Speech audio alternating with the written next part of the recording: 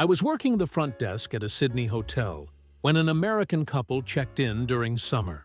The husband looked at me and said, "We're so excited to see kangaroos hopping down the street. Should we wait outside or do they come at specific times?" I blinked.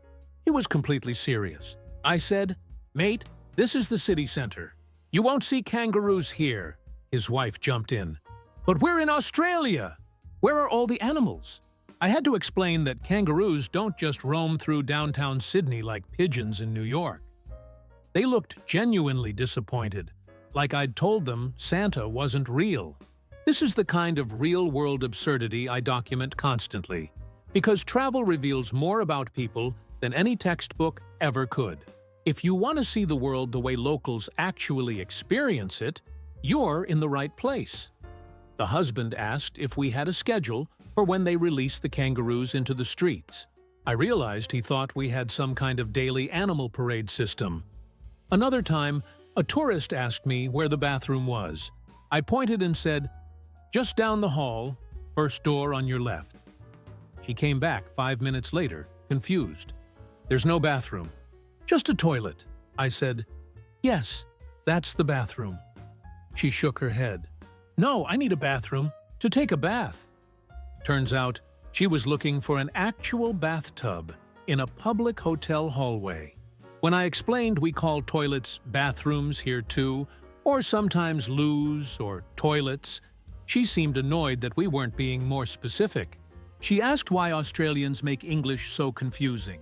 I didn't have the heart to tell her we inherited the language from the same place she did. My coworker told me about a guest who called down at midnight, panicking. "There's a huge spider in my room. It's the size of my hand." My coworker went up expecting a huntsman. Sure enough, there it was on the ceiling. Completely harmless. He grabbed a cup and paper to relocate it. The American woman was filming the whole thing, narrating like it was a life-or-death rescue mission. He's so brave. "This is insane!" My coworker just released it outside and came back. She tipped him $50 and said he should get hazard pay. He wanted to tell her that huntsmen are basically free pest control, but he took the tip and left. Later, she posted the video calling Australia the most dangerous country on Earth. The spider was just sitting there. It didn't even move. The thing about Australian hospitality is we're friendly, but we're also watching. We notice patterns. And Americans have very specific patterns. They're loud in quiet spaces. They don't understand our coffee. They think everything here wants to kill them. And they always misjudge distances. "We'll just drive from Sydney to Perth for lunch," is something I've heard more than once. That's a 40-hour drive. But these stories keep coming, and honestly, they're too good not to share. I was working at a tourist information booth in Melbourne when a family came up with a map. The dad pointed to Uluru and said, "We want to go here tomorrow morning and be back by dinner." I looked at the map. Uluru is in the dead center of the continent, over 2,000 kilometers away. I said, "That's not possible. It's a 3-hour flight or a 20-hour drive." He laughed like I was joking. "Come on, Australia's not that big." We drove across Texas in a day. Most people watch travel videos for the highlights. I document the misunderstandings, the quiet psychology of culture clash. If that kind of insight clicks with you, you'll want to stay close.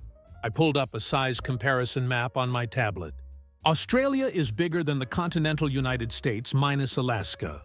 His face went pale. His wife said, "Why don't they show it accurately on maps?" I explained map projections make countries near the equator look smaller. She accused cartographers of conspiracy. Their son asked if we had a train that goes to Uluru. We don't. They ended up going to the zoo instead, which was probably for the best. Another American asked me where the Great Barrier Reef was. I said, "Queensland coast, up north." He asked how long to drive there from Melbourne. I said at least 20 hours, probably more. He said that's ridiculous and asked why Australia doesn't have better roads. I explained we do have good roads, but the country is massive and mostly empty in between. He suggested we build a highway straight through the desert to make tourism easier. I told him that's extraordinarily expensive and not practical. He said America would have done it already. I didn't mention that America also has vast empty stretches where no one builds highways. He left convinced Australia was poorly planned. My friend worked at a rental car company in Cairns. An American couple wanted to rent a car to drive to Sydney for the weekend. She said, "That's over 2,000 kilometers. It'll take at least 20 hours of driving." The husband said, "We'll just drive fast." She explained speed limits and fatigue laws. He asked if there are rest stops. She said yes, but also long stretches of nothing. He asked, "What if we run out of gas?" She said, "Plan your fuel stops carefully." He seemed frustrated and said Australian roads are inconvenient. His wife asked why we don't have more cities between Cairns and Sydney. My friend said, "Because it's jungle, mountains, and rural land. People live where it makes sense." They rented the car anyway and returned it 3 days later, exhausted, saying they only made it halfway. They flew the rest of the way. I was at a cafe in Brisbane when an American tourist asked the barista for directions to the Opera House. The barista said, "That's in Sydney. This is Brisbane." The tourist looked confused. "Aren't they close?"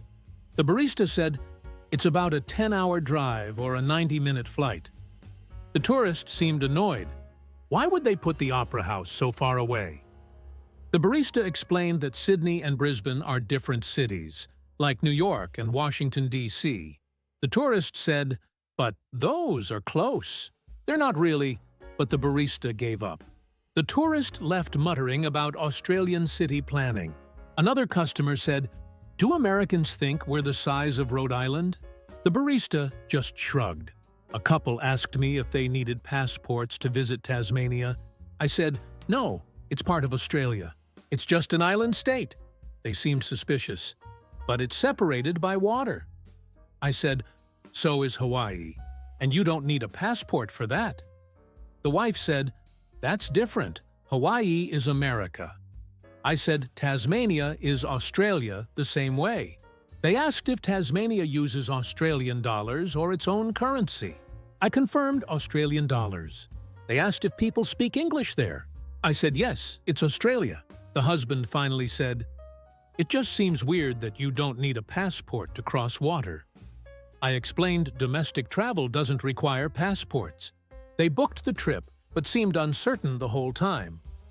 One tourist asked me if Australians celebrate Thanksgiving. I said no, that's an American holiday. He asked what we do in November then. I said, just normal life. We have Melbourne Cup, which is a horse race, but it's not the same. He seemed sad for us. You don't have a day to be thankful? I said we have other holidays. He asked if we celebrate the 4th of July. I said no, that's American Independence Day. He said, but you speak English, so you were part of England too, right? I said yes, but we didn't have a revolution. We became independent gradually. He looked confused. So you're still kind of British? I said not really. We're Australian. He left saying he'd have to look up Australian history because it didn't make sense. I appreciated the curiosity, at least. I was working at a brunch spot in Sydney when an American ordered a coffee. I asked, long black, flat white, cappuccino? He said, just regular coffee. I said, we don't really do drip coffee here. What kind do you like? He seemed frustrated. Normal coffee, black coffee, in a big cup. I offered a long black, which is espresso with hot water. He said fine. When it came out, he took one sip and his face twisted. This is so strong. Don't you have weak coffee? I explained that's how we make coffee here. He asked for cream and sugar to dilute it. We brought milk and sugar. He dumped half the cup out and filled it with milk, creating what was essentially warm milk with a hint of coffee. Then he left a $20 tip on a $15 bill. I called after him, "Sir, you don't need to tip here." He yelled back, "I know bad service when I see it." I still don't know what we did wrong. Another American couple sat down and asked for the biggest coffee we had. I said our large is about 12 ounces. The husband laughed. That's a small in America. Don't you have anything bigger? I explained Australian coffee is stronger, so we drink less. He said he needs volume to wake up. I suggested a long black with extra water. He ordered it but kept saying it was fancy, and he just wanted normal coffee. When the bill came, he pulled out his wallet and counted exact change, then added $3 on the table. I said, "You don't need to tip. It's included in prices." He said, "Everyone needs tips." I said, "We pay fair wages here." He looked at me like I was lying. His wife whispered, "Maybe they're embarrassed to accept tips." They left the money anyway. I donated it to charity. My friend worked at a restaurant in Melbourne. An American family came in and asked for free refills on soft drinks. She said, "We don't do free refills here." The dad seemed shocked. "What do you mean?" "It's just soda." She explained it's not standard in Australia. He said, "That's a scam. Soda costs nothing." She said the price reflects what they serve. He asked to speak to a manager. The manager came and repeated the same thing. The dad said American restaurants do it, so it proves it's possible. The manager said, "This isn't America." They paid but left a 1-star review online, saying Australians are cheap. The restaurant still doesn't offer free refills. I was at a pub when an American asked for a Bud Light. The bartender said, "We don't have that. We've got local beers, Carlton, VB, or some craft options." The American said, "Just give me something light and cold." The bartender poured a Carlton draft. The guy took a sip and said, "This tastes weird." The bartender said, "It's Australian beer." The guy said, "Why does it taste different?" The bartender explained different countries brew differently. The guy insisted American beer is normal, and everything else is strange. He drank half the pint and left the rest. Another patron said, "Americans think their beer is beer and everything else is exotic." The bartender said, "At least he didn't ask for it in a red cup." A tourist couple asked me if Vegemite is like peanut butter. I said, "No, it's completely different. It's salty and very strong." They bought a jar anyway. The next day they came back horrified. "We put it on toast like peanut butter." It was horrible. I said, "You're supposed to use just a tiny bit with butter, not a thick layer." They said the jar didn't have instructions. I explained it's common knowledge here, but tourists always make that mistake. They asked why we eat something so disgusting. I said it's not disgusting when you use it right. They didn't believe me. They threw the jar away and told other tourists to avoid it. Now there's probably a whole group of Americans who think Australians eat boot polish for breakfast. I worked at a food court when an American ordered meat pies. He asked, "What's in it?" I said, "Beef, gravy, pastry." He said, "No vegetables?" I said some have vegetables, but traditional ones are mostly meat. He said that's unhealthy. I said it's a snack, not a meal. He ordered one anyway. After eating it, he said, "That was actually good, but you should add ketchup inside." I said we have tomato sauce on the side. He said, "Ketchup should be baked in." I told him that would ruin the texture. He disagreed and said American pot pies do it better. I didn't argue. He left happy at least, which was rare. An American asked me why Australian bacon looks different. I said, "It's back bacon, not streaky bacon. Different cut."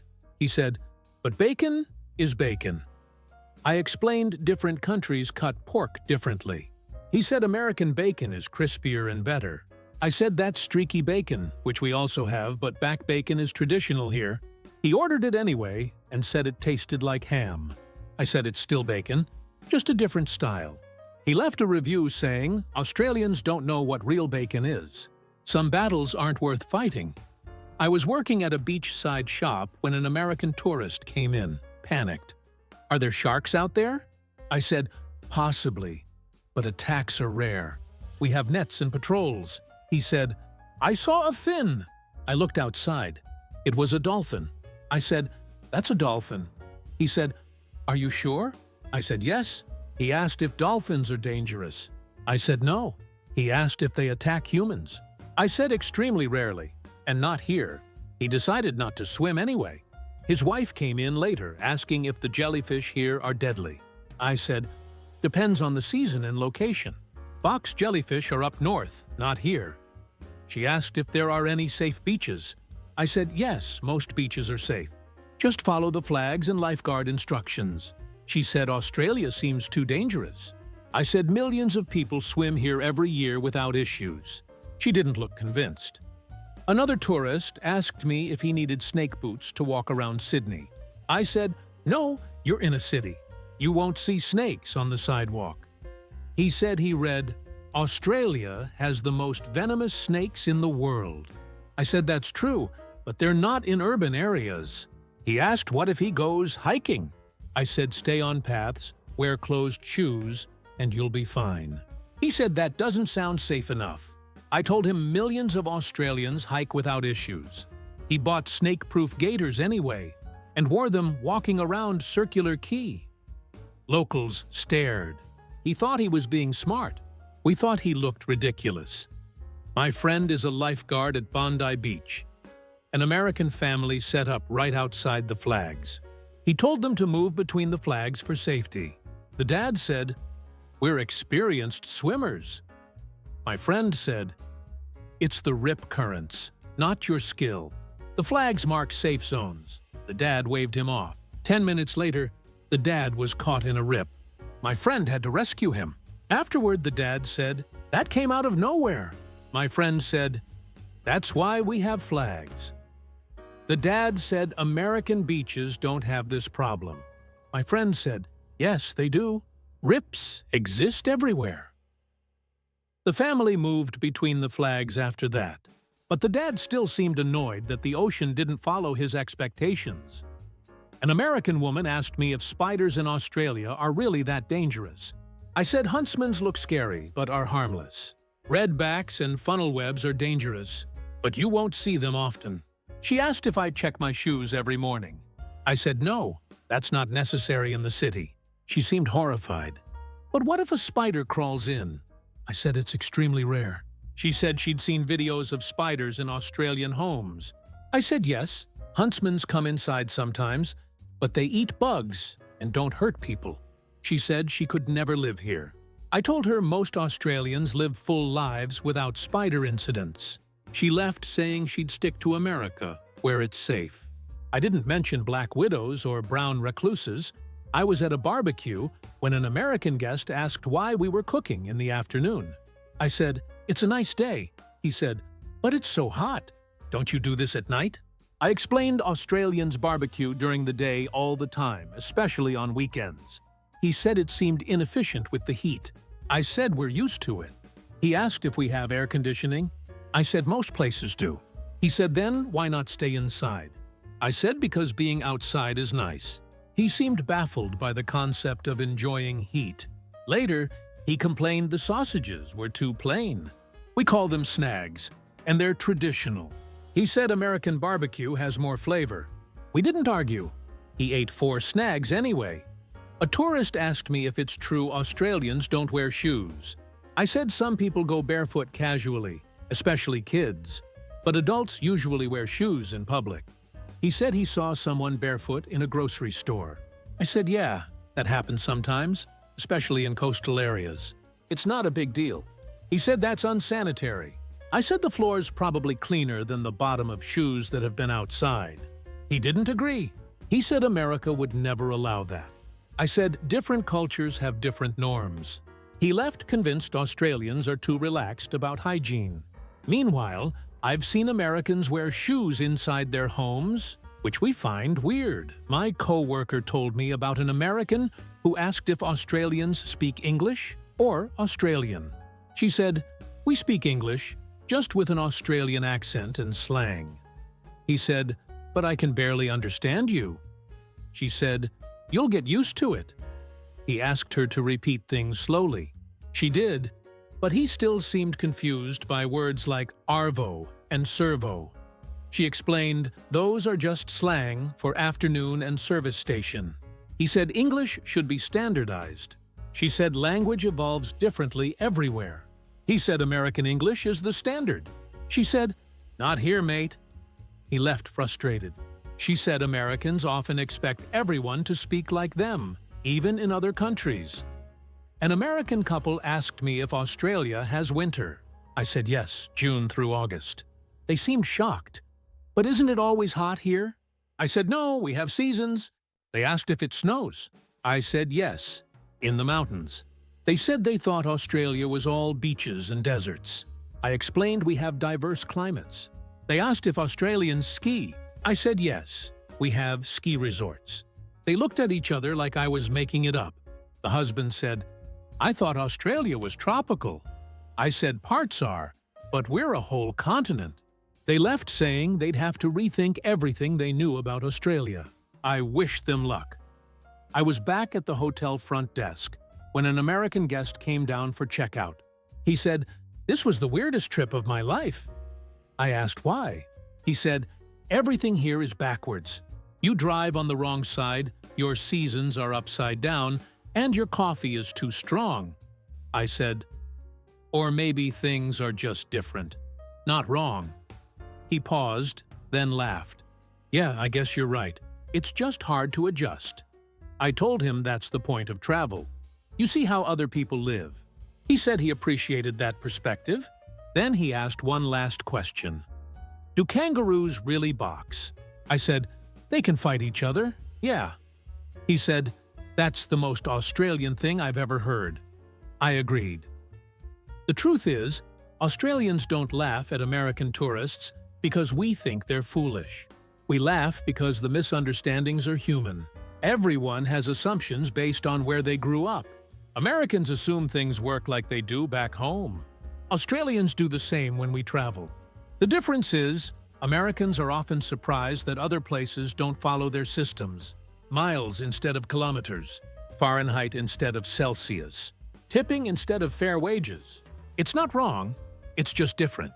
But when someone insists their way is the only logical way, that's when it gets funny.